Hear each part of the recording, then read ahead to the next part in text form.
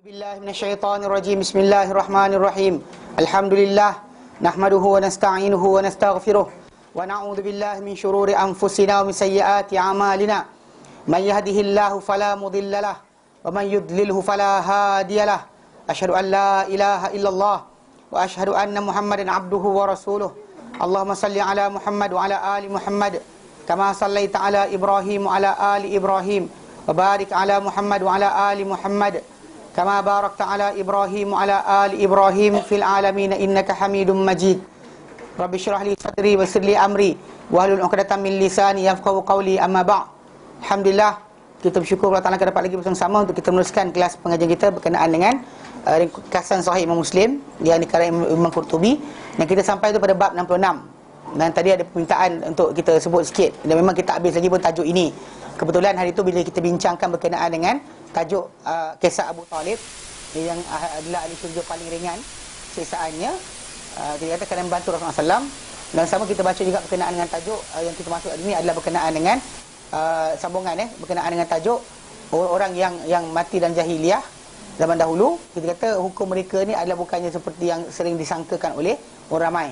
Kerana ahli jahiliah zaman Rasulullah SAW dahulu, sebenarnya mereka ni bukan semua jahiliah tu maksud dia tak kenal Allah Ta'ala, tak. Bahkan mereka digelar sebagai musyrik. Mereka tak kenal bulan haram. Mereka kenal berkenaan dengan Allah. Mereka tahu berkenaan Ibrahim. Mereka tahu bait itu adalah Baitullah, bukannya tak ada bait lain. Mana mereka tahu binaan rumah tadi adalah untuk disembah Allah Ta'ala di situ. Tapi dalam masa sama, dan digelar mereka ni musyrikin, musyrik, menyekutukan Allah Ta'ala. Maka memang kita kata benda tu kita ketahui dengan jelas bahawa orang zaman itu, termasuk bapa Nabi atau Nabi dan sebagainya, adalah dalam keadaan yang sama. Memang kita kata ada orang berkata macam mana boleh bapa Nabi, mak Nabi mati tidak masuk Islam atau tidak masuk syurga, sedangkan mereka ni adalah bapa Nabi, mak Nabi. Bapa Nabi Ibrahim AS masuk neraka. So apa peliknya? Dan isteri Nabi Nuh, isteri Nabi Hud, Nabi Lut, Nabi Nuh dan Nabi Lut masuk neraka. So apa peliknya? Jadi pasal dalam para anbiya, kematian ataupun kewujudan keluarga mereka ni yang mati kafir atau kafir tidak merosakkan kredibiliti mereka sebagai seorang utusan Tuhan. Kerana wahyu atau hidayah, hidayah Allah Taala saja memandu siapa yang dikehendaki, bukan Rasul tadi yang pegang. Dengan sebab itu Allah Taala beri peringatan kepada Rasulullah SAW berkali-kali tentang perkara ini. Memang kita kata hidayah tadi hanya dari Allah Taala, Nabi hanya sampaikan saja. Jadi tidak ada benda lain kecuali penyampaian atas Nabi atau Rasul, penyampaian saja, bukan lain. Jadi dengan sebab itu tentang perkara ni banyak timbul di kalangan masyarakat kita ni, ada yang tak boleh terima. Alasan kerana apa? Takkanlah bapa Nabi, mak Nabi masuk neraka. Apa peliknya? Sebab apa? Sebab benda berkenaan. Dan apa kita sebut di sini ada apa yang dinyatakan oleh Imam Nawawi rahimahullah dan ringkasan Sahih Muslim beliau, yang mana beliau nyatakan benda yang sama. Maka ini adalah jumhur para ulama nyatakan kerana apa yang Nabi sabdakan dalam hadis yang kita baca. Dan itu kita baca berkenaan dengan kita dah baca hadis pertama kedua dua dah maksud dia hadis pertama tu daripada Aisyah radhiyallahu anha, beliau berkata telah sabda Rasulullah SAW, telah berkata Aisyah radhiyallahu anha kepada Rasulullah, dia kata, ya Rasulullah, Ibnu Juda'an dahulunya di zaman jahiliyah menghubungkan silaturahim, memberi makan orang miskin, adakah itu manfaat untuknya? Maka Nabi kata tidak manfaat untuknya. Sesungguhnya dia tidak berkata satu kali pun, sehari pun dia berkata, Tuhanku ampunkanlah aku untukku kesalahanku pada hari pembalasan. Mana tak pernah dia melafazkan tentang akhirat ataupun percaya akhirat. Maka Allah Ta'ala batalkan sekali amalan dia, walaupun dia kita panggil duduk hidup pada zaman jahiliah. Kan dia hidup zaman sebelum Rasulullah SAW. So yang pelik bila kita kata tapi zaman Rasulullah SAW tak jadi Nabi lagi, macam mana kita kata boleh kena kepada dia hukuman? Sedangkan Allah Ta'ala tak akan menghukum satu bangsa kecuali diutuskan pada mereka Rasul. Ini disebut dalam surah Al-Isra. Allah Ta'ala nyatakan, wa ma kunna mu'adzibina hatta nab'atha rasula. Dan kami takkan azab sehingga kami utuskan Rasul. Mana tanpa utusan Rasul takkan dihukum, takkan diazab kaum berkenaan. Tapi para ulama nyatakan punca kenapa golongan orang-orang, hatta bila Abu Talib berkata aku di atas agama atau nenekku, dan Nabi kata Abu Talib dalam neraka. Sebab apa? Sebab orang-orang yang Quraisy ataupun yang berada di dia tinggal di keliling Kaabah ni, dia sebenarnya mereka ni kenal tentang agama tauhid. tahu tentang wahyu dan sebagainya. Bahkan mereka ni keturunan descendant of Ibrahim dan Ismail alaihi salam. So tak sepatutnya timbul tajuk mereka tak tahu. Hatta Musa alaihi salam sebelum dapat wahyu, kan kaum dia kan dalam keadaan kita tak dapat hidayah, dia kena siksa dan sebagainya. Ketika dia bunuh tumbuk orang tu mati, apa dia kata? Hadza min amali syaitan. Ini amalan syaitan. Siapa ajar dia syaitan? Mesti keluarga dia. Walaupun dia tak dapat wahyu lagi, kaum dia sedang beramal dengan amalan syariat. Jadi tak ada timbul tajuk kena dapat wahyu dulu baru timbul baru ada dosa pahala. Tak, dosa pahala tu berjalan. Selagi mana ada kesan-kesan wahyu pada kaum berkenaan, maka kaum berkenaan dipertanggungjawabkan untuk beriman. Bahkan pada zaman jahiliah dahulu ada orang yang mencari agama, tinggalkan agama berhala, cari agama yang betul. Bahkan seorang itu sepupu Khadijah, itu Waraqah bin Naufal, kan sepupu dia, kan dia dia telah mencari agama dan dapat masuk Kristian. Seorang lagi masuk Yahudi dan seorang lagi Zaid bin Amr bin Nufail yang dikatakan oleh Nabi SAW dalam Musnad Ahmad akan dibangkit pada kiamat secara bersendirian. Kenapa? Kerana dia dahulu tidak menyembah berhala, tak makan sembelihan di atas berhala. Bahkan dia kata pada orang ramai Quraisy, dia kata apa? Dia kata korang bukan di atas agama Ibrahim. Dia, dan bahkan dikatakan dia gila. Dikatakan Zaid bin Amr bin Nufail dikatakan gila. Sebab apa? Sebab tak nak ikut orang ramai dalam kepercayaan. Dan bahkan dia cari agama, nak masuk agama Ibrahim alaihissalam, millah Ibrahim, nak cari agama Hanif. Tapi akhirnya dia mati, dibunuh. Dan perjalanan dia balik, ketika Rasulullah SAW telah dilantik menjadi utusan, dia nak patah balik, dia nak jumpa Rasulullah SAW, tapi dia mati dalam perjalanan. Tapi ketika dia bercakap tadi, semua orang dengar. Dan kita terangkan itu macam mana bapa Nabi Abdullah dilepaskan daripada hukuman bunuh oleh pasal bapa dia itu Abdul Muttalib bernazar untuk bunuh anak dia ke-10 yang lelaki kalau cukup pasal dia bernazar kalau dia menang tajuk perbuatan tentang hak Zam-Zam. Jadi benda berkenaan dilepaskan dia daripada hukuman bunuh tadi dengan apa? Berhala. Jadi memang kita faham benda berkenaan, kita faham. Tak ada orang boleh datangkan dengan idea mana tahu tantah bapa Nabi sekian-sekian. Kerana itu yang lafaz hadis datang, dalam hadis kita baca itu daripada Anas bin Malik bahawa seorang lelaki jumpa Rasulullah SAW, dia kata, "Ya Rasulullah, aina abi?" Di mana bapakku? Datang ada orang-orang tu dia takwilkan lain. Lelaki tanya, "Bapa aku kat mana?" Qala, Nabi kata, "Finnar," dalam neraka. Falamma qaffa, bila lelaki tu berpatah balik pergi, Nabi berkata, Nabi panggil dia dengan berkata, "Inna abi wa abaka finnar." Ini bapa aku dan bapa engkau duduk dalam neraka. Datang siapa tak kata, dia kata apa? Ini maksud abi tu Abu Talib. Apa benda? Kenapa main-mainkan berkenaan dengan nas? Bahkan kalau ini tak cukup, maka bacalah hadis Nabi SAW yang satu lagi. Itu nanti kita berjanaiz, nanti kita sampai, kalau sampailah. Okey. Berkenaan dengan kalau sampai kalau berkenaan dengan mak Nabi, kan dalam hadis Sahih Muslim, Nabi SAW telah menangis dengan depan para sahabat menangis juga. Lepas tu bila para sahabat Nabi tengok para sahabat menangis, Nabi pun kata, "Kenapa kau menangis?" Orang kata, "Engkau menangis, kan menangislah." Nabi kata, aku minta pada aku beberapa benda. Tuhan benarkan aku benda tentu, tak benarkan aku beberapa benda. Aku minta pada Tuhanku untuk benarkan aku izin aku mak aku atau nak izinkan. Aku minta kepada Allah Ta'ala untuk benarkan aku minta ampun untuk mak aku atau tak izinkan. Maka ni air mata kamu lihat ni adalah air mata kasihan seorang anak terhadap ibu dia. Maksud dia Nabi tak boleh doakan keampunan untuk mak dia. Dan benda berkenaan kalau kita rujuk balik dalam Al-Quran Karim dan surah At-Taubah. Ayat yang ke-113.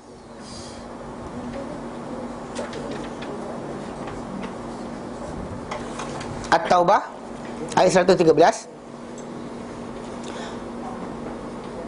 Allah Ta'ala nyatakan, "A'udzubillahi minasyaitonirrajim. Maka lin nabi." Tak bolehlah untuk nabi. Tidak bolehlah untuk nabi. At-Taubah. "Walladzina amanu." Dan orang-orang yang beriman. Tidak boleh untuk nabi dan juga orang-orang yang beriman ayastaghfiru, untuk minta ampun. Tidak boleh untuk nabi dan juga untuk orang beriman untuk minta ampun lil musyrikin, untuk orang-orang musyrik.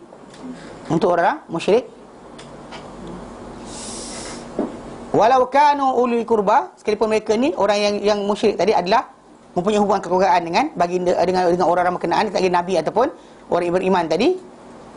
Min ba'di ma tabayyana lahum, setelah nyata pada mereka, annahum, bahawa orang-orang berkenaan, min ashabil jahannam, dari kalangan penghuni-penghuni neraka. So tak timbul tajuk berkenaan dengan benda tersebut, boleh. Tapi banyak orang kita lah, macam kita kata ni, sering kata takkanlah. Takkanlah tu berdasarkan nas ke ataupun sentimen?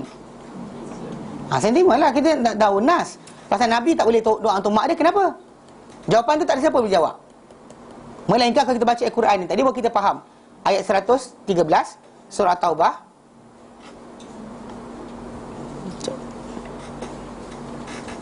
Okey. 79, 90. Ni yang tadi. Okey. Maka nalin nabi, tidak bolehlah untuk nabi. Tu. Walladzina amanu, dan orang-orang beriman. Tak boleh untuk nabi dan orang-orang yang beriman.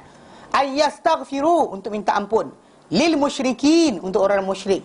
Walau kanu uli kurba, sekalipun orang-orang itu mempunyai hubungan kekeluargaan. Min ba'di ma tabayyana lahum, setelah mana nyata kepada mereka, pada nabi dan juga orang beriman tadi, annahum, bahawa orang musyrik tadi, ashabul jahim, penghuni-penghuni neraka. So ni ayat Quran. Kita kata bila nabi tak dibenarkan, dia menangis, tak boleh doakan keampunan untuk mak dia. Satu-satunya ayat yang tak benarkan dia ayat ni. Tak ada ayat lain dah. Mana kita kata untuk menghalang nabi doa untuk mak dia, ini je ayat menghalang dia. Mana ada ayat lain? Dan kita kata benda itu sebab kenapa Imam Nawawi rahimahullah sebut bahawa dia kata mak bapak nabi bukan dalam syurga. Benda tak pelik, dan bahkan Allah Taala beritahu kenapa. Kan bukan setakat tu Abu Talib, kita kata kita kena sebelum pun sama, kan tak dapat, maka ada yang lain pun tak dapat juga. Ibnu Jud'an tak dapat, ni adilnya Allah Ta'ala. Ibnu Jud'an tadi yang Aisyah tanya, yang bukan keluarga Nabi kan, ditanya pun Nabi kata tak dapat. Macam tu juga yang lain tak dapat. So tak ada. Jadi bahkan apa yang Allah Ta'ala jadikan untuk Nabi SAW menjadi penenang kepada siapa-siapa masuk Islam, dia sayang atuk dia yang non-Muslim, nenek dia non-Muslim, mak bapak dia non-Muslim yang mati, kan, dia dapat hidayah, tapi keluarga dia tak dapat hidayah. So sedih akan berlaku. Tapi apa jadi? Bila tengok Rasulullah, dan anda akan apa? Terubatlah benda berkenaan tu. Understand, kita kata benda berkenaan bukanlah kita gini. Allah Ta'ala lebih mengetahui kenapa. Mana kita kata tidak menemuinya manusia itu. Bukan kita duduk dalam masyarakat bukan Islam. Contohnya kan, di Eropah ke, di India ke, di China, mana tak sampainya hidayah. Tadi bukan tak sampai hidayah. Kerana manusia ni diberikan Allah Ta'ala akal untuk berfikir dan juga menilai. Kan, berhala tak bercakap, berhala tak sekian, nak sembah berhala juga. Kenapa? Kan, barang kita panggil keburukan ataupun ketidak logik, tak logiknya agama tadi, manusia tu fikir sendiri tahu. Dia tengok pun dia tahu. Tapi masalah nak ikut ke tidak, nak belajar ke tidak, nak cari ke tidak. Ada orang cari, dapat hidayah. Ada orang yang buat tak tahu je, ignore, dan kena hukuman Allah Ta'ala lah. Kerana kita faham dalam Al-Quran Al-Karim, Allah Ta'ala berikan hukuman kepada orang yang tidak menggunakan akal, pendengaran dan penglihatan dia dengan betul. Macam Allah Ta'ala nyatakan dalam surah Al-An'am ayat 179. Al-A'raf 179. Ke Al-A'raf ke An'am?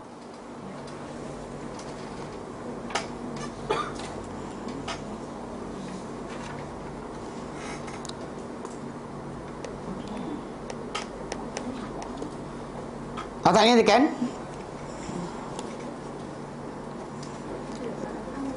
An'am Zara'na li jahannama. Okey, Al-A'raf lah. Al-A'raf 179. Al-A'raf 179. Tengok depan. Yang buka kan dia lambat ni. Kan bertanya surah nombor berapa. Okey. Tengok depan. Okey. Tengok depan 179. Okey. Allah Ta'ala nyatakan a'udzubillahi minasyaitonir rajim. Walaqad zara'na, demi sesungguhnya zara'na, kami telah siapkan, made ready, jadikan siap, li jahannama, untuk neraka jahannam ini, katsiran minal jinni wal ins, banyak jin dan manusia. Banyak jin dan manusia. Lahum qulub, yang jin manusia masuk neraka ni, mereka ada hati, mereka ada akal. La yafqahuna biha, mereka tak memahami dengan hati atau akal mereka. Walahum a'yun, mereka ada mata. La yubsiruna biha, mereka tak melihat dengan mata mereka. Walahum adhan, mereka ada telinga. La yasma'una, mereka tak mendengar dengan telinga mereka. Mana mereka ada alat untuk belajar, tapi mereka tak nak belajar. Allah Ta'ala kata ulaika kal an'am, mereka itulah seperti binatang ternakan. Balhum adall, bahkan mereka lebih sesat. Ulaika, mereka itulah humul ghafilun, mereka orang yang lalai. Ni konsep dia, maksud dia kalau tak ada orang langsung jumpa hidayah, tajuk lain. Kadang-kadang kata ada orang jumpa hidayah di kalangan ramai-ramai tadi, makan nasi sama, makan roti sama, kambing-kambing sama, air-air sama, seorang dapat hidayah, yang lain tak dapat hidayah.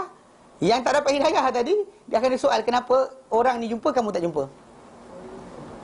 Karena dia kata semua tak jumpa, maka kita baca hadis Nabi SAW yang di hari akhirat nanti akan berhujah depan Allah Ta'ala 4 golongan. 4 golongan, ya. Ini kita sebut dalam dekat sini.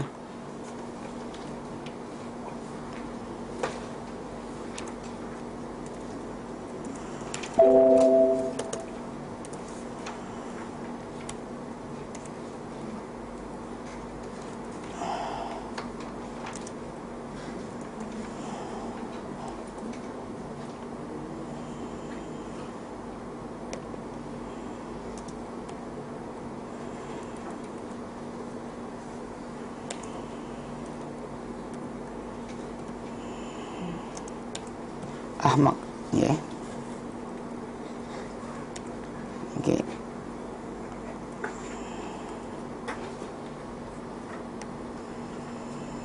Okey. Nama Muslim Ahmad. Nah.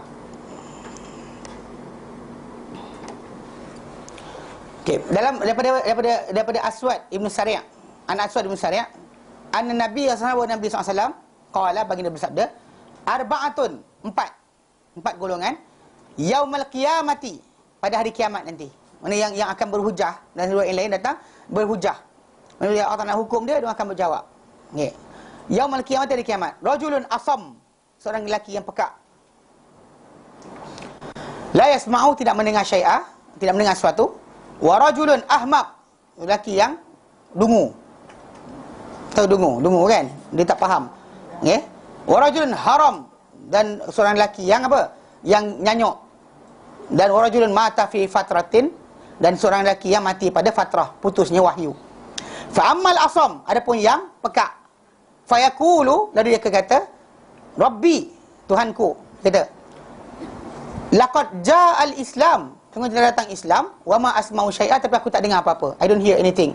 Betul lah kita kata, bahkan zaman dahulu para ulama menyatakan tak ada pendengaran, taklif hilang. Teman-teman kita sekarang ni boleh sampaikan mesej kepada mereka, mesej sampai, mereka tak ikut juga, kena. Kahwin pandai, kahwin hati, ya, makan nak, ajar tentang agama tak nak, ada masalah. Maknanya zaman kita sekarang ni bukan setakat tu kan, televisyen ceritakan orang tu centu tangan. Kan, hari ni Perdana Menteri datang, Perdana Menteri balik, kan. Dia faham. So bila dia faham macam tu, mesej Islam kena sampai juga. Kan? Ke tangan gitu-gitu kan. Dia actually orang Arab, dia ada ni, macam ni presiden, Rais. Dia gitu-gitu, ada gini kan, Rais masuk duit dalam poket. Dia kata lawak lah. Dia ini Rais. Kan? Jadi dia kata memang diorang kita tu boleh sampai maklumat jalan. Sebab tu orang buta boleh kena masuk Islam. Boleh sampai maklumat, kita dah cakap dia boleh marah, orang cakap dia faham kan. Okey, ada pun orang buta tak? Orang buta tak Ibril pun cakap. Sampai kan, macam apa Abdullah bin Umi Maktum, dia dengar risalah Rasulullah SAW. Sebab sekali dia datang jumpa Rasulullah, dia kata, ajarkan aku apa yang Allah Ta'ala ajar pada engkau. Mana dia datang kacau Rasulullah tengah berdakwah. Mana dia faham. Mana once suara tu sampai, kita dengar dan start faham.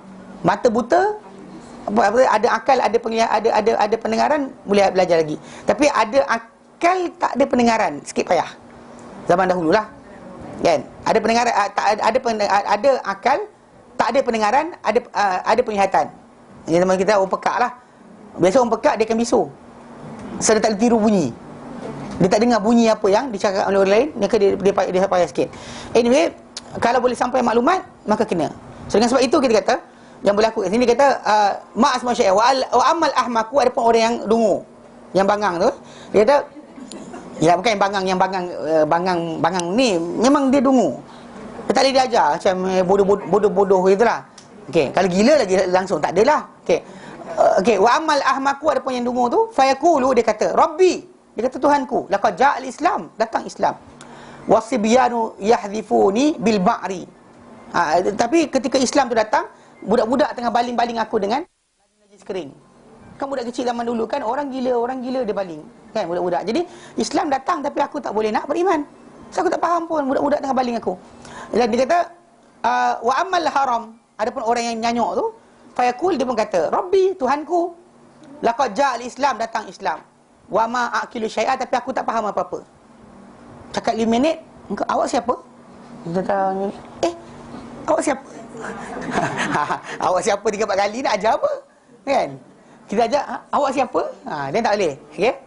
Wa amma, dan dia kata wa amma alladhi mata fil fatrati, adapun yang mati dalam fatrah, putusnya wahyu, fayaqul, dia kata, Rabbi, Tuhanku, ma atani laka rasulun, tak datang kepada aku daripadamu sebarang rasul. Kita 40 tahun dah rasul tak datang. Tapi wahyu tu, perasan tak tempoh jarak kita?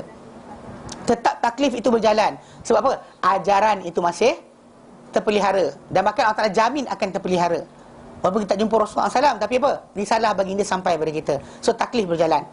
Bukan mesti Rasul tu datang. Mana ada orang Melayu kita datang Rasul pada dia? Faham tak? Nak tunggu Rasul datang dulu baru nak kena hukuman. Tak datang Rasul, tak boleh nak kena hukum. Masalah lah. Okey. Jadi fayakhudhu mawathiqahum, Allah Ta'ala akan ambil perjanjian mereka, la yuti'unnahu, pastilah hendak mereka ni, mestilah mereka ni mentaati Allah Ta'ala. Fayursilu ilaihim, lalu Allah Ta'ala utus pada mereka perintah apa? Anidkhulun nar, hendaklah kamu semua terjun dalam neraka. Ketika waktu berkenaan, lepas dia ambil janji, kiamat dah. So dah kiamat, dah tahu Allah Ta'ala Tuhan. Tadi bagi alasan kerana aku tak beriman sebab aku tak dengar. Seorang tu aku tak beriman sebab aku dungu. Seorang tu aku tak beriman sebab aku nyanyuk. Seorang tu tak datang Rasul pun. So Allah Ta'ala ambil janji untuk taat. Lepas ambil janji taat, Allah Ta'ala kata kepada mereka, terjun dalam neraka.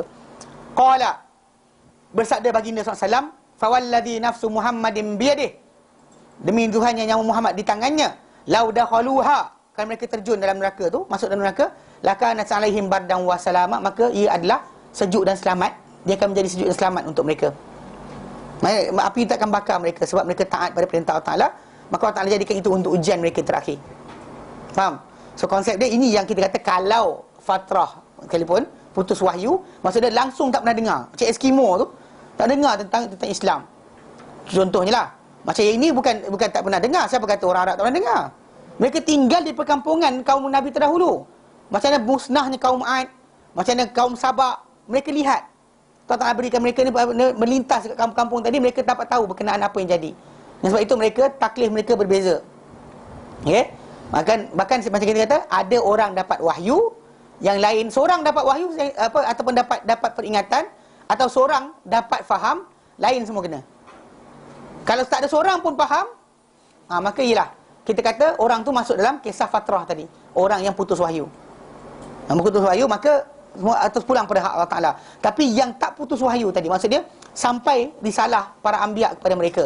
Walaupun anbiya, nabi-nabi tadi jauh dengan mereka ni, mungkin apa? Mungkin 1000 tahun, mungkin 500 tahun. Macam kita dengan Rasulullah SAW, 1400 tahun jarak kita. Tapi risalah itu telah sampai, maka berjalan dekat atas kita, walaupun kita tak jumpa Rasulullah, walaupun kita tak jumpa Rasulullah SAW. Faham? Dan sebab itu kita kata, kenapa dalam tajuk ini, tajuk mak Nabi, bapak Nabi, kita bukan nak emphasize untuk melafazkan menyakiti Nabi. Bahkan tak kata kita kata benda berkenaan Nabi lafazkan sendiri. Nabi lafazkan sendiri. Dan dalam tajuk yang bila Nabi SAW kata pada lelaki berkenaan, Nabi lafazkan, inna abi wa abaka finnar, Nabi tidak mahu untuk mengubat luka hati orang berkenaan. Memang Nabi jawab dengan jawapan yang jelas, nyata. Bila orang tanya bapa aku kat mana, dia kata finnar. Lalu lelaki berkenaan sedih. So Nabi panggil dia balik. So untuk apa?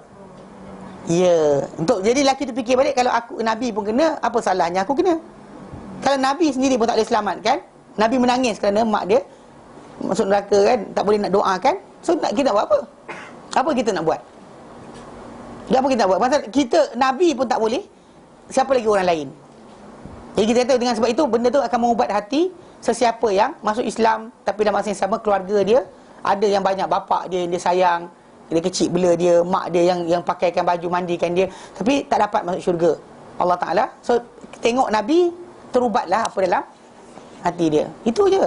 Allah Ta'ala ada hikmah yang tertinggi dalam menjadikan suatu benda berlaku. Ini bukan kerja kita. Tapi ada orang tu kata takkanlah bapak Nabi, dia sekarang ni sentimen ke wahyu? Kalau wahyu tak lepas. Kalau sentimen, bawalah benda pun. Kan bahkan ikut sentimen, ada di kalangan orang-orang yang sebarkan cerita ni, dia kata Abu Lahab pun dapat ringan pada hari kelahiran Nabi, tak dilepaskan dia daripada siksaan kerana bergembira dengan kelahiran Nabi. Dapat tahu mana? Mimpi seseorang. Ya ke tidak? Tak tahu. Tak sahih pun daripada Nabi SAW. Dia katakan Abbas bin Abdul Muttalib mimpi. Tapi benda berkenaan, kita kata clarify dengan Nabi, tak ada. Nabi iakan? Tidak. Quran kata ma aghna anhu maluhu wa ma kasab. Tak menyelamatkan dia, tak meringankan untuk dia, tak memberi faedah pada dia apa dia kerjakan, harta dia dan apa dia kerjakan. Bahkan antara apa yang dikerjakan adalah apa? Bergembira dengan kelahiran Nabi. Tak beri kesan apa-apa. Tapi di kalangan mereka ni pasal apa tahu? Diorang sambut maulid, maka mereka nak menangkan tajuk maulid tadi. Mereka katalah Abu Lahab pun dapat keringanan pada hari kelahiran Nabi SAW. Itu tajuk asal. Bukan tajuk benda tu betul. Tajuk benda tu apa? Sentimen berkenaan amal mereka buat. Faham?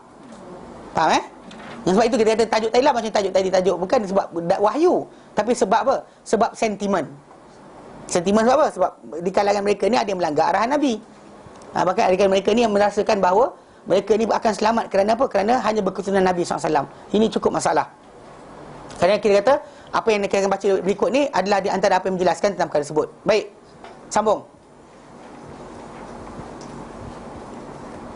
Okey. Hadis 161 wa anhu daripada Anas bin Malik, okey. Qala, beliau berkata, qala Rasulullah SAW, dalam sabda Rasulullah SAW, innallaha la yazlimu mu'minan hasanata. Sungguh Allah tidak menzalimi seorang mukmin walau satu kebaikan pun. Maksud dia apa kebaikan yang dibuat oleh seorang mukmin takkan Allah Ta'ala zalimi walaupun sekecil mana sekalipun. Yu'ta biha fid dunya, diberikan dengannya orang beriman tadi, fid dunya dengan sebab kebaikan tadi. Mana maksud dia dengan sebab kebaikan tadi, dimudahkan kehidupan dia, diberikan kesenangan dan sebagainya di atas ketakwaan yang dia buat. Contoh macam dalam hadis Nabi SAW, Nabi kata man sallal fajra fi jama'atin, siapa solat fajar, solat pagi, subuh dalam jemaah, fa fi dhimmatillah, maka dia dalam jagaan Allah Ta'ala. Dia dalam jagaan Allah Ta'ala. Maksud dia buat amal kebaikan tadi dan juga dapat sambungan apa? Faedah duniawi. Mana Allah Ta'ala balas dia dengan apa yang dia buat di dunia. Bahkan contoh macam takwa lah. Allah nyatakan dalam surah At-Talaq, wa may yattaqillaha yaj'al lahu makhraja.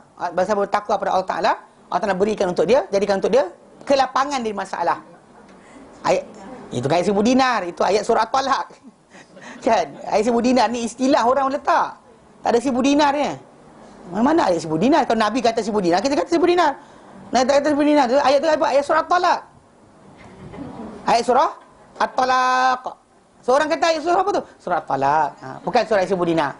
Nama tu nama rekaan orang je. Tak ada kaitan pun. Macam Yasin Mubin lah. Mana ada Nabi ajar Yasin Mubin? Yasin, tahu Yasin Mubin? 7 Mubin. Saya ada kawan nama Mubin tu. Tak, ya ni hantar pasal ni kenapa? Apa asal reka-reka? Kan? Al-Baqarah tak ada pula. Panjang sangat, tak ada nak buat. Al-Baqarah panjang, ambil lah Al-Baqarah. Try buat tengok. Al-Baqarah nak apa? Nak apa alimun syadid apa? Nak apa? Kan? Benda kita tu benda berkenaan. Orang kita ni suka benda-benda kemukan ni, mentera buat dan sebagainya, ini pun ada juga. Kan? Jadi konsep dia sekarang ni memang tak ada benda berkenaan. Jadi sebut surah At-Talaq ayat 2, 3, 4 Allah Ta'ala nyatakan wa may yattaqillaha yaj'al lahu makhraja. Bahasa bertakwa kepada Allah Ta'ala, Allah Ta'ala buka kelapangan di sebarang masalah. Wa yarzuqhu, Allah Ta'ala rezeki kepada dia min haitsu, daripada keadaan la yahtasib, dia tak sangka-sangka. Orang nak benda ni, tapi tajuk dia takwa. So when takwa itu ada, janji itu datang. So maksud dia ni, dia kata diberikan kepada dia, diberikan dengannya, mana diberikan manusia tadi, seorang mukmin tadi, dengan apa yang amal dia buat tadi di dunia. Diberikan untuk dia di dunia, wa yujza biha fil akhirah, tapi dalam masa sama dibalas untuk dia di akhirat dengan benda yang sama. Mana amal tadi dapat baik dunia, dapat baik akhirat. So tak ada tosal lah kita kata dunia tak dapat. Bahkan dapat dunia kita buat ibadat baik, orang berbelanja kita makan, kita macam tak ada makan ni macam habislah amal kita akhirat nanti. Tak ada. Jangan makan, jangan tak ada makan daging ni. Kalau duduk kursi empuk kena duduk kursi keras. Kan? Pasal apa kalau kursi empuk ni macam habis dah. Tak. Bila Allah tak nak beri kesenangan pada kita, ambillah pakailah kesenangan tadi. Bukanlah unta kan buang. Tak boleh ni, buang. Tak boleh ni, buang. Sebab apa? Sebab takut habis amalan akhirat. Dihabiskan. Tapi kena faham memang ada sebahagian para sahabat Nabi SAW bimbang tentang perkara ini. Dia bimbang. Kerana zaman Nabi dahulu, para sahabat ada di kalangan mereka ni yang kadang-kadang macam 3 orang yang nak buat amal over daripada apa Nabi ajarkan. Yang seorang tu nak semayang, tak nak tidur-tidur. Yang seorang tu nak puasa, tak nak buka-buka. Yang seorang tu kata tak nak kahwin dengan perempuan. Kan? Orang baca bab kahwin. Hadis itu bukan tajuk bab kahwin. Hadis itu limitation amal. Hadis itu tentang tajuk limitation amal.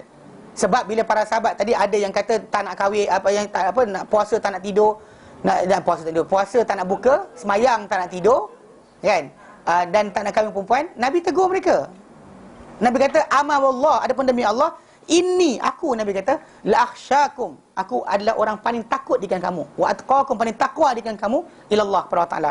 Tapi aku semayang, aku tidur, aku puasa, aku buka, aku kahwin dengan wanita. Mana maksud dia Nabi lafazkan tadi untuk bagi tahu bahawa takwa itu bukan maksud kamu tinggalkan kesenangan duniawi. Bukan takwa itu maksud dia kamu tinggal kerehatan. Bahkan Nabi larang bila orang tu contoh macam mengantuk, tidur. Nabi suruh kata paksa, lawan, cucuk mata, kan, cakau-cakau, kan, buat tak usah. Kan ambil minyak cat kapal letak kat mata. Tak nak bagi tutup mata Jangan buatlah. No such thing. Tak ada macam tu. Tapi bila dari kalangan para sahabat ada timbul perangai tadi, dia pasal dia rasa mungkin tak cukup amal tadi untuk mengejar tahap Rasulullah. Tapi Rasulullah kata aku paling takwa, aku paling takut, tapi aku buat benda berkenaan. Mana kehidupan kerehatan, bangun malam separuh malam, tidur separuh malam, kemudian puasa, kan, buka puasa, bukan duduk diam puasa manjang, kan, ini tak boleh macam tu. Bahkan kita kata bila Nabi letak limitation tadi, ikut limitation Nabi SAW. That's the best. Bukan kita kata yelah untuk orang awam tak apalah, kita lain sikit. Ini ada Habib Television seorang tu, dia ceramah dekat Siti Wangsa. Ada kawan kita pergi, dia kata apa? Hasanatul abrar, kebaikan untuk orang-orang yang orang-orang yang baik.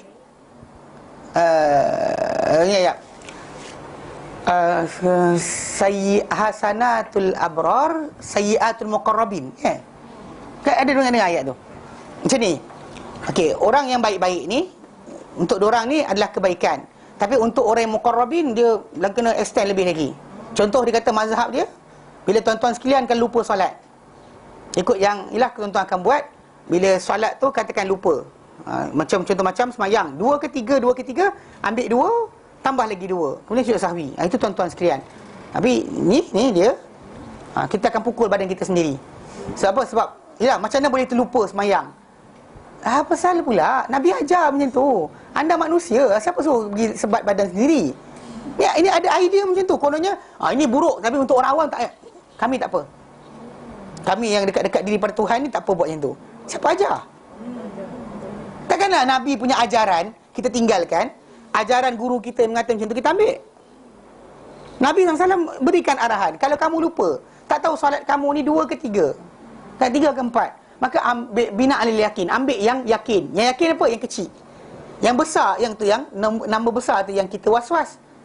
2 ke 3, 2 pasti, 3 tak, belum tentu. So ambil 2 tambah 2. Kalau semayang 4, kalau anda kata semayang 3 rakaat, ambil 2 tambah 1. Tahu tu? Apa? Lepas tu sujud sahwi, sujud.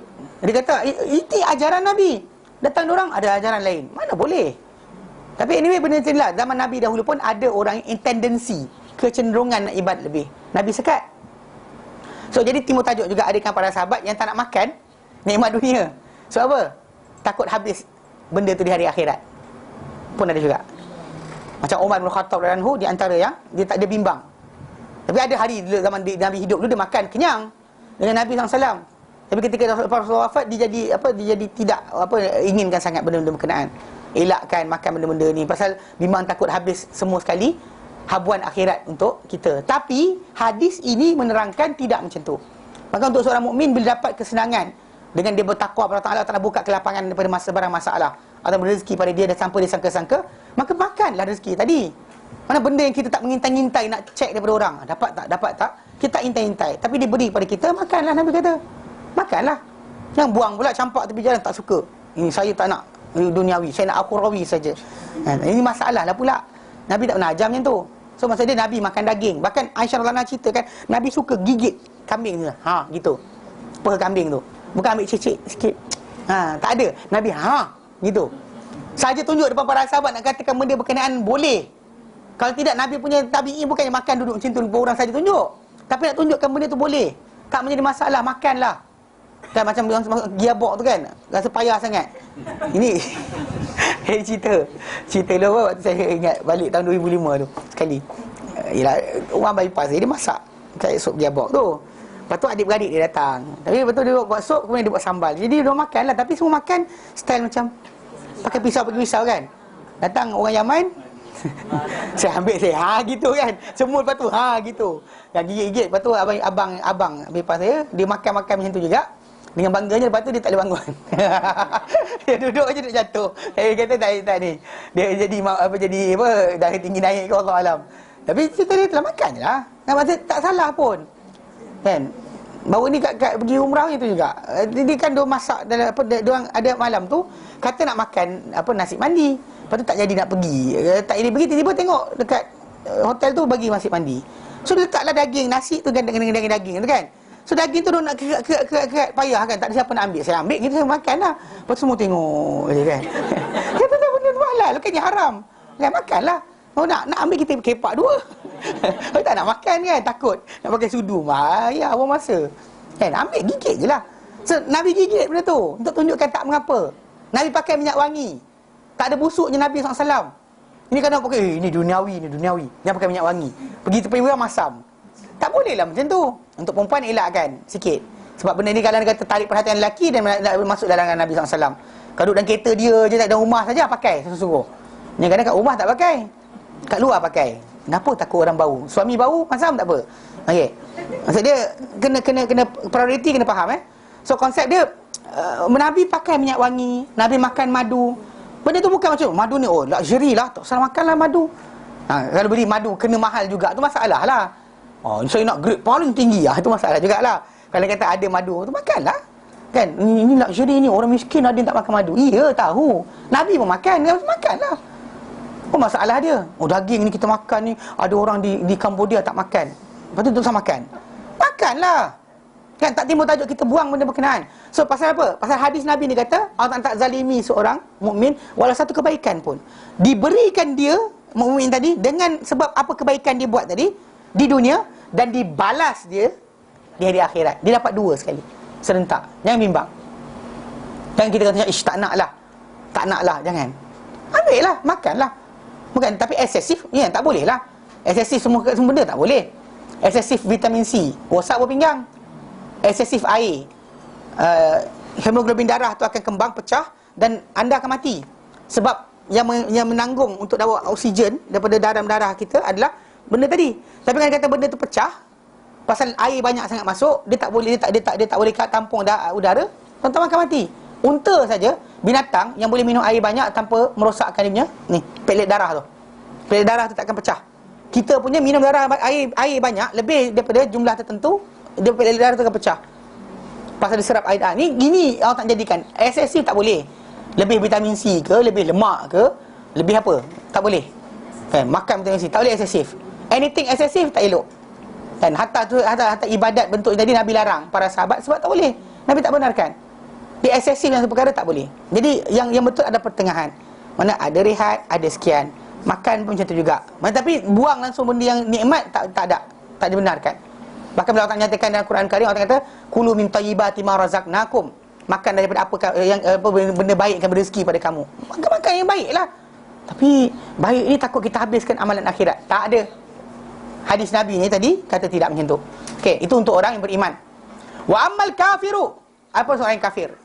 Fayut'amu, maka dia akan diberi makan bihasanatihi, dengan kebaikan-kebaikannya. Mana anything dia dapat baik lagi lepas tu, maka dia adalah sebab apa? Kebaikan yang dia buat akan dihabiskan untuk dia.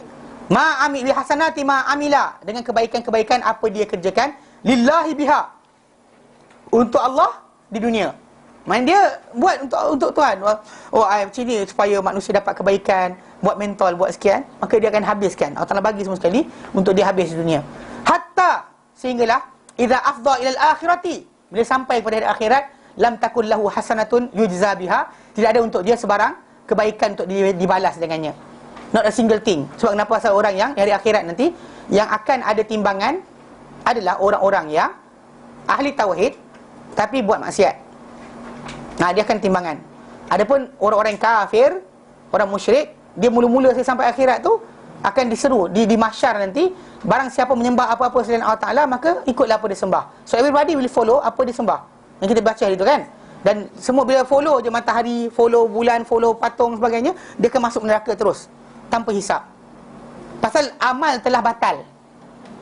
Faham tak? Amal dia batal. Dihabiskan semua sekali kebaikan. Kalau ada benda dia buat sincerely, sincere, tanpa harapkan sekian, Allah Ta'ala batalkan benda berkenaan dengan bagi dia apa dekat dunia dahulu. Bagikan upfront.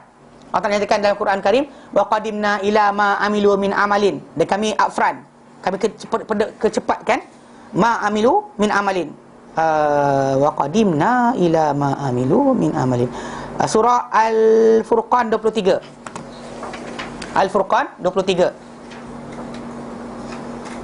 Al-Furqan 23.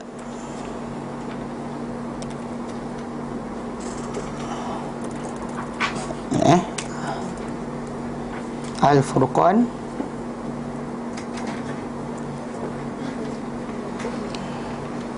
23. Allah Ta'ala nyatakan, a'udzubillahi minasyaitonirrajim. Surah Furqan 23. Wa qadimna ila ma amilu min amalin. Wa qadimna, dan kami kedepankan, kami cepatkan, ma ila ma amilu min amalin, kepada apa yang mereka kerjakan di sebarang amal. Ini amal mereka buat, kami depankan, cepat-cepatkan bagi balas awal. Faja'alnahu, dan kami jadikan dia haba'am manthura, maka kami jadikan dia ni sebagai debu-debu yang berterbangan, tak ada yang tertinggal. Tu apa madu madu buat cerita pasal madu. Okey, makanlah madu, tak ada masalah. Okey ya. Jadi maksud dia apa, even dia minum air ni, air dia minum ni dikira sebagai bayaran untuk kebaikan dia buat. Dia makan, dikira sebagai bayaran untuk kebaikan dia buat. Berbeza dengan seorang mukmin. Seorang mukmin apa dia dapat? Dapat ke tidak? Pasal itu terpulang Allah Ta'ala punya agihan. Kalau dia kata ada agihan yang elok, dapat banyak pada dia rezeki, dan makanlah benda berkenaan, tak punya masalah. Kalau tak ada, dan jangan mengeluh pasal Allah Ta'ala tak bagi kat dunia, pasal Allah Ta'ala mungkin gantikan pada lain di hari akhirat lebih baik. Tapi pemberian anugerah Allah Ta'ala tadi berasal pada redha ataupun syukur manusia tadi. Makin syukur, Allah tambah lagi. Kalau tidak, maka Allah Ta'ala berikan benda berkenaan, dapat banyak mana, redha lah benda berkenaan tersebut. Kan? Kalau anda kata dapat lebih, dan ujian untuk tanggungan. Ditanya, ke mana kamu infakkan, belanjakan yang lebihan tadi. Kalau anda kata tak ada lebihan, tak dapat lebih, maksud dia tak diberi tanggungjawab untuk dipersoalkan berkenaan dengan agihan harta tersebut. Itu je. Manapun orang-orang kafir, terbalik. Apa dia makan, apa dia pakai, apa nikmat dia dapat, kegembiraan, keseronokan sebagainya, semua tu adalah bayaran bagi apa yang dia buat kebaikan kerana Allah di dunia ini. Ataupun dia kata I do it for God, kan, macam pergi peace, kan, contohnya, walaupun dia kata benda berkenaan, dia kata atas dasar dia percaya agama dia betul, maka dia bawa, sebarkan supaya manusia ni semua berada bawah kepercayaan pada Isa, contohnya, kan. Orang dia buat ni kerana tak nak bayaran, tak nak bayaran. Kami bagi pula. Yang diorang banyakkan mission diorang ni, bagi pula. Bukannya kutip, bagi pula. Tapi benda tadi kalau dia buat kerana Tuhan, dia bagi duit charity dan sebagainya kerana Tuhan, maka benda tadi akan dihabiskan dekat dunia ni. Sehinggalah bila mereka sampai akhirat, tidak ada lam takun lahu, tidak ada untuk dia hasanatun, sebarang kebaikan, yujza biha, untuk dibalas dengannya. Okey. Ini dikatakan, maksud dia dikata namakan apa yang dibuat oleh orang kafir tadi, namakan kebaikan. Okey. Ini adalah berdasar pada perkiraan mereka, pasal mereka rasakan mereka buat baik. Contoh macam itulah, kita macam ada orang kata, orang buat mentol ni banyak faedah, orang buat kamera ni, orang kafir bukan Islam, banyak faedah, orang buat benda berkenaan, banyak faedah. Tapi kan tak ada faedah langsung. Takkan tak dapat ni Allah Ta'ala bagi tapi habiskan kat dunia. Tapi sebab apa? Dia dinamakan kebaikan. Sedangkan untuk mereka ni benda tu akan hangus. Hangus, tak ada benda yang dikira dari akhirat. Okey? Kerana apa? Kerana sebenarnya kalau ikutkan setiap ibadat atau kebaikan bagi hasanah, dia mestilah ada syarat. Syarat pertama dia ada apa? Iman.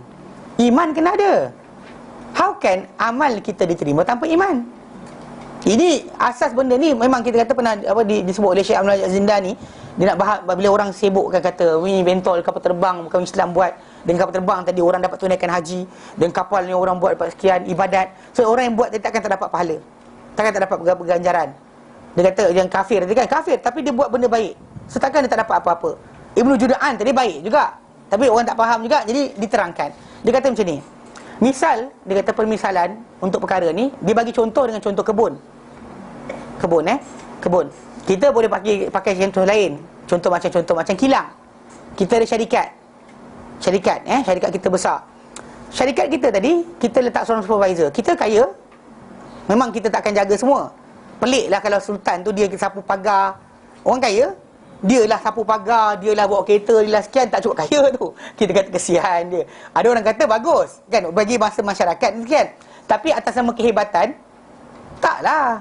Kan makin banyak pembantu seseorang tu, yang kaya tadi, dia punya orang gaji untuk pergi pasar lain. Orang gaji untuk masak lain. Orang gaji untuk kejut tidur lain. Orang gaji kalau kita letakkan dia punya banyak orang gaji sampai macam tu sekali, makin banyak kita kata makin makin terera lah, makin kaya lah, makin besar. That's mean actually sebab macam sebuah kerajaan. Kalau raja tadi makin besar kerajaan dia, makin banyak pembantu dia. Okey, kalau dia nak buat macam semua dia buat. Dialah pergi print surat khabar. Dialah pergi sekian, dialah editing, kemudian dialah pergi kat televisyen tangkap video, dialah jenuh juga kan. Kita kata apa kan? Tak kenalah. Okey, jadi konsep dia macam tu. Okey, kerana kita kaya, maka kilang kita jaga sendiri. Betul? Ya, kalau tuan-tuan jaga sendiri, dia tak boleh datang kelas lah. Okey. Sekarang ni kita letak supervisor. Okey, kita tinggalkan. Supervisor kita duduk kat kilang kita. Lepas tu ada orang datang. The first one yang datang ni, dia datang, dia tanya, "Encik," dia kata, "saya ni nak pergi tempat lain tapi sekarang ni putus duit dah. Nak kerja kat sini boleh tak?" Tanya. "Boleh tak?" Jadi supervisor kita kata, "Boleh. Awak apa kelulusan?" Dia tanyalah. Dan kemudian kita nak minta izin kerja. So dia buatlah, ni asrama, ini kerja kamu kena sapu sampah, kamu sekian. Dia ikut aturan apa yang supervisor kita buat. Suruh dia buat dengan arahan kita, supervisor tu jaga tempat tu bagi pihak kita. So jadi dia arahkan dan orang tu buat sebiji macam mana supervisor tu suruh. Dan dapat minta izin dan sebagainya, daftar sebagai pekerja sementara dan sebagainya, pekerja kontrak lah. Maksud dia katakan dia putus duit sementara. Okey. Masuk pula orang kedua. Dia masuk, dia tak kisah supervisor tu ada kecakap, dia buat tak tahu je. So, kata saya lah, saya rakyat Malaysia, ni kat segmen saya kan, ni kilang ni kat mana? Malaysia. Saya rakyat Malaysia. So saya nak masuk kilang ni, suka hati saya lah, dia masuk. Kemudian bila supervisor kata tak boleh, dia lawan. Tapi dia buat macam benda. Yang tadi orang yang pertama tadi buat according apa yang supervisor cakap. Dia second guy, dia buat macam-macam. Dia betulkan mesin, dia upgrade mesin yang kita ada. Kemudian dia macam-macam benda lah dia buat. Dia pergi sapu sampah, dia buat sistem pengairan lah. Mana dulu tandas kita pakai air ni kan, sekarang ni air hujan, ada simpanan tangki. Oh, hebatlah. Okey, tapi apa supervisor tu kata, semua tak ikut. Maka supervisor tu kata tak boleh masuk, tak boleh sekian, kena minta izin. Dia suka hati dia buat apa benda. Okey, cukup bulan, kita datang. Tuan, owner kilang berkenaan. The first guy dengan second guy. Okey, sekarang ni siapa kita bagi ganjaran? Second one buat kerja juga, tapi tak minta izin. Dua-dua. Supervisor kita ni adalah wakil kita. Once kita biarkan orang boleh defy dia, tak guna kita letak supervisor. Kita letak dia, supervisor tadi, untuk gantikan kita. Arahan kita, arahan dia, arahan kita. Larangan kita, dia, larangan kita. Betul? Mana apa dia cakap, orang kena ikut. Kalau dia kata orang tak ikut cakap dia, seolah orang terlanggar perintah kita. Sekarang ni seorang masuk minta izin, ikut aturan. Seorang lagi masuk tak pernah fikir pun siapa punya tempat. Walaupun nampak kilang tu dah tegak. Mesti the first one. Yang second one tu kita buat apa? Bagi juga papasan. Halau je. Okey, yang first one tadi gambaran orang beriman. Masuk ke dunia, nengok dunia dah siap. Ada langit, ada sebagainya. Air dah ada. Satu molekul air tak boleh buat. Kan? You cannot create even one molecule. Tahu hidrogen, oksigen. Try gabung tengok. Buatlah. Kalau tu boleh buat. Satu molekul tak boleh buat. Kan? Kita kata nak makan makanan. Kita sasin nyawa kita. Kita jaga. Kita boleh buat nyawa kita. Hilang nyawa kita, tak boleh buat ganti dah. Makanan kita makan, sasin nyawa pun Allah Ta'ala jadikan. Kita makan aja. Ambil tumbuhan ke, ambil haiwan kita makan, semua datang daripada klorofil punya kerja. Yang campurkan di antara hidrogen, oksigen dan karbon. Itu karbohidrat. Karbohidrat. Karbohidrat adalah barang lain, nitrat dan sebagainya, tapi dia sugar, purely sugar. Tadi adalah apa? Hasil daripada air masuk dalam daun, masuk klorofil. Daripada oksigen, daripada udara dia ambil karbon dioksida, dibuang oksigen, dia ambil karbon tu, dan air lebihan yang tak bergabung dengan benda berkenaan dibuang keluar. So pokok hasilkan oksigen dan juga uap air. Yang digabungkan dalam klorofil tu adalah di antara karbon dengan ni air lah. Try buat dia tengok. Ambil arang goncang sampai jadi gula. Siapa boleh buat saya bagi. Kita pergi ni minta hadiah Nobel. Serius, tak ada siapa boleh buat. Tak ada siapa boleh buat benda ni. Tak ada siapa boleh buat. Pasal benda tu simple. Karbon, hidrogen, oksigen. Try buat tengok. Sampai sekarang gagal. So kita tengok benda ni semua bukan kita tak boleh buat. Nyawa tak boleh buat, meneruskan nyawa pun tak boleh buat. So benda semua kita pakai dah siap. Soalan dia, takkan tak nak tanya siapa buat kot? Bila orang tu ignorant, dia tak nak tanya langsung. Kan, sama lah dia seperti orang yang masuk kilang tadi. Saya tak kisah siapa tuan sini, seperti apa saya nak pakai tempat ni. Dia buat gangster dia. Datang tuan punya kilang, Mamat ni. Tapi dia buat macam-macam, dia upgrade mesin dan sebagainya. Kita buang, peduli apa? Sebab dia kata, tuan punya datang pun kita, saya peduli apa dengan awak? Pula tuan punya tempat pun kena halak, kena marah. Apa hal? So secara tak langsung, yang pertama tadi, walaupun kerja dia tak signifikan, tak nyata pun, kecil je kerja dia, sapu sampah kan, tak ada pembaikan kilap mesin, tak ada upgrade mesin pun. Tapi kerana patuh dengan supervisor kita, maka kita bagi dia ganjaran. Ada pun yang satu lagi, walaupun dia buat macam-macam, tapi tak pernah nak tanya siapa punya tempat, tak pernah minta izin untuk masuk tempat tu, bahkan defy orang yang kita lantik sebagai pengganti kita. Itu kalau di dunia ni Rasul lah yang dihantar oleh Allah Ta'ala untuk menjadi pengganti Allah Ta'ala, untuk memberikan manusia ni hidayah, kenalkan manusia siapa Allah Ta'ala. Ditentang Rasul tadi, maka ditentanglah Allah. So apa guna orang tu tadi, kita buat baik pun hanguslah. Walaupun dia buat benda yang signifikan. Dengan kapal terbang tadi, berjaya orang pergi haji ramai-ramai. Zaman dahulu payah pergi haji. Setahun 6 bulan 3 bulan kapal pergi, 3 bulan balik. Campur dengan duduk sana, kat setahun lah kan. Kau nak pergi kan, pergi awal tu, pergi tu bawa beras, bawa ikan bilis, bawa periuk, pikul habis. Nak pergi tu apa, duit simpanan tempayan nak simpanan tempayan, seposen 5 sen sampai penuh tempayan baru pergi haji. Zaman dulu punya cerita kan, kita kata sungguh-sungguh kalau orang pergi. Kalau pergi, kalau mati atas kapal, campak dalam laut je, tak ada dah pergi bawa balik pergi mana. Maksud dia ketika waktu berkenaan payah, bila datang kapal terbang, kamu dah beramai-ramai orang pergi, berlantak-lantak pergi, sampai kerajaan Saudi kena sekat pula orang pergi 6 bulan sekali je sekarang.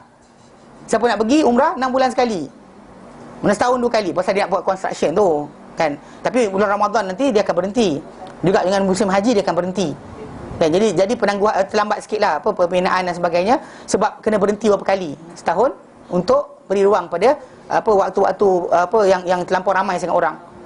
Okey, faham Jadi konsep dia, kita kata dari segi tu benda Cina ni, dengan ada lampu tadi kita dapat lepak sini, aircon begitu kat sini. Walaupun dibuat oleh orang bukan Islam tadi, mereka diberi keadilan Allah Ta'ala. Allah tak zalimi sesiapa pun. Bahkan diberi pada orang berkenaan tadi, dimakan apa hasil dia makan dekat dunia ni, kesenangan, kerihatan, kehidupan, rezeki dan sebagainya, apa dia dapat kat dunia, semua tu adalah balasan di atas apa? Kebaikan yang dia buat kalau kerana Allah. Kalau dia kata I do it sincerely because of God dan sebagainya, because I love human being. Okey, dia cakap macam tu saja, tapi benda tu adalah akan dihabiskan untuk kebaikan dunia dia. Walaupun sebenarnya benda berkenaan kita kata syarat pertama adalah iman. Kalau tak ada iman dan sebagainya, macam mana kita nak terima amal? Okey? Ataupun dinamakan apa mereka buat sebagai kebaikan kerana ia menyerupai rupa kebaikan orang beriman daripada zahir. Zahirnya perbuatan mereka tadi macam kebaikan orang beriman dah. Contoh macam kalau katakanlah okey, ada orang jatuh aksiden di tepi jalan. Tindakan anda A, berhenti, angkat orang tu masuk kereta, hantar hospital. B, pejam mata, buat tak nampak. Tapi tuan-tuan tahu cerita, dan benda ni kena malu sikit. Pasal biasanya kalau dia kata jatuh orang kat tepi jalan, biasanya non-Muslim ni kadang-kadang lebih cepat daripada Muslim. Pasal yang Muslim takut kereta dia kendarah nanti najis. Kononnya lah najis, kan? Jadi payah nanti kereta bernajis. Yang kita tak boleh, tak tahu masuk kereta. Kan takut darah kena kat kereta dia, maka tak hantar orang tu pergi hospital. Ni actually ni idea yang masalah lah, malu. Anda kena malu. Malu pada Allah lah, bukan malu pada orang. Pada manusia ni tak penting kita malu. Pada Allah Ta'ala. Bagaimana kita ni, Allah Ta'ala beri ganjaran. Tolong manusia lain akan berikan ganjaran. Kadang Muslim ni dia kurang sikit. Sikit lembab bab ni. Saya perasan tengok orang India agak-agak ni sikit bab ni. Jatuh dan sebagainya, dia akan hantar sebagainya. Dia akan cepat. Walaupun kita kata dari segi masalah diorang sembah berhala. Maksudnya Muslim ni patut lebih awal lagi. Kita lebih awal lagi berebut kita untuk menolong. Tapi kita tak, lari sikit. Itu hal orang bukan hal aku. Ini masalah attitude yang salah sebenarnya. Anyway, kalau orang Muslim buat benda berkenaan, ada ganjaran kebaikan dan Allah Ta'ala mudah kehidupan dia, dan dibalas di akhirat. Kalau dia kata orang bukan Islam buat, benda serupa lah macam Islam buat. Cuma beza dia tadi, yang Muslim tadi tu ada ganjaran dunia, ganjaran akhirat, kebaikan dunia akhirat. Yang bukan Islam tadi, apa dia makan lepas daripada tu dikira sebagai balasan bagi kebaikan yang dia buat. Itu balasan dia. Tak ada benda akan ada kat dunia, di akhirat nanti untuk dia. Kemudian dibahaskan juga, adakah akan diberikan orang kafir dengan kebaikan-kebaikan dia di dunia, dan mestikah dia dapat? Okey? Dan maka adakah hukum ini, adakah ini hukum yang pasti akan berlaku, ataupun itu bergantung kehendak Allah Subhanahu Wa Taala? Okey? Benda-benda berkenaan disebut dalam Quran Karim dalam surah Al-Isra ayat 18. Allah nyatakan, "Man kana yuridul ajilata ajjalna lahu fiha ma nasha'u liman nurid." Okey, barang siapa yang inginkan al-ajilah, dunia, benda segera, ajjalna lahu fiha, kami segerakan untuk dia di dunia ini. Ma nasya', apa dia kami nak, wali liman nurid, bagi siapa yang kami kehendaki. Faham tak? Actually maksud dia benda tu bergantung dengan kehendak Allah Ta'ala juga. Bukannya orang tu dapat mesti dia makan, tak. Bahkan Allah Ta'ala boleh tak beri pun langsung pun dia. Atas rasa kekufuran dia tadi, keingkaran dia, Allah Ta'ala sekat benda berkenaan. Macam juga seorang Muslim lah, ada kalanya dia berdosa, Allah Ta'ala sekat rezeki dengan dosa dia. Ada kalanya dia berdosa, tapi Allah Ta'ala tak sekat pun rezeki dia, bagi dia lagi banyak. Sampaikan dia rasakan apa? Tak taat pun tak apa je. Kan? Jadi masalah lah, istidraj, benda berkenaan berlaku. So jadi Allah Ta'ala segerakan, barang siapa nakkan habuan dunia dengan segera, benda-benda dunia yang segera ni, al-ajilah, Allah kata ajalna lahu fiha, kami segerakan untuk dia fiha dan dunia tadi. Ma nasya', apa yang kami nak, liman nurid, bagi siapa yang kami inginkan. Maksud dia Allah Ta'ala bagi ikut kadar. Jadi itu yang benarnya, maksud dia bergantung dengan kehendak Allah Ta'ala. Okey. Adapun untuk orang beriman, balasan akhirat itu adalah pasti. Kerana apa? Itulah janji Allah Ta'ala yang tidak akan mungkiri janji. Maksudnya itu yang diketahui secara dari syariat. Dan kita kata tidak adalah benda tu dipersoalkan. Maksud dia, anda buat baik untuk Allah Ta'ala balas. Tak. Anda buat kebaikan, anda mukmin, buat kebaikan, confirm Allah Ta'ala bagi. Ini janji Allah Ta'ala. Adapun berkenaan benda duniawi, tidak. Benda duniawi ini masalah lain. Pasal Allah Ta'ala segerakan di dunia ini bagi siapa yang dia nak, apa yang dia nak, untuk siapa yang dia nak. Faham? So kenapa kita kata wajib anda berdoa, tapi nak berikan ke tidak terpulang kepada Allah Ta'ala. Kalau tak nak bagi, dan anda redha je. Maksudnya dia tahu kenapa. Mungkin kalau kita dapat, kita buat benda bukan-bukan. Faham?